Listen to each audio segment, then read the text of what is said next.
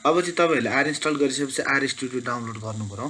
ल हामी के गर्नु नेटमा जाउँ।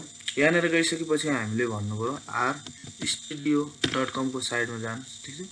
यहाँ गइसकेपछि तपाईले अब आर स्टुडियोको साइटमा गइसकेपछि डाइरेक्ट यहाँ डाउनलोड्स भन्ने अप्सन देख्न सक्नुहुन्छ हैन। यहाँ तल सर्ट साइटहरु हेर्न पाउनुहुन्छ। सबै कुराहरु यहाँ भनेको हुन्छ हैन। ओके अब हामीले के गरौँ त भन्दाखेरि यसलाई डाउनलोड गर्नु पर्यो ठीक छ। डाउनलोड आर स्टुडियो गरौँ। यो भइसकेपछि तपाईले हेर्नुस् है यहाँनिर गएर तल कुराहरु प्याकेजेसहरुको कुराहरु आउँछ हैन। सबै कुराहरु युज गर्नु पर्यो।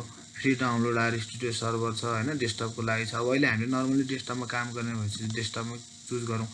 यो गरिसकेपछि तपाईले यहाँनिर गएर अपरेटिङ सिस्टम चुज गर्नुस् हैन। कुन चाहिँ प्लेटफर्ममा काम गर्नुहुँदैछ। ल हामीलाई विन्डोजको अपरेटिङ सिस्टम छ भने यो क्लिक गरौँ। अब यो तपाईले डाउनलोड हुन दिनुस्। यो कम्प्लिटली डाउनलोड भइसक्यो छ। फर्स्टमा यो डाउनलोड कम्प्लिट हुन दिनुस्।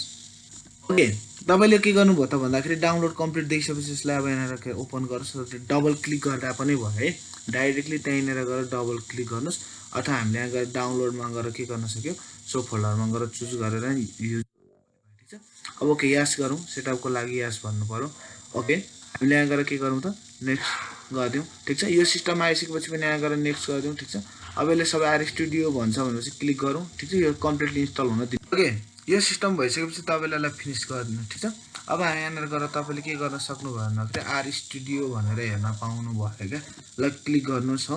अब यहाँ गइसकेपछि तपाईले के गर्न सक्नुहुन्छ त आर स्टुडियो ओपन हुन्छ।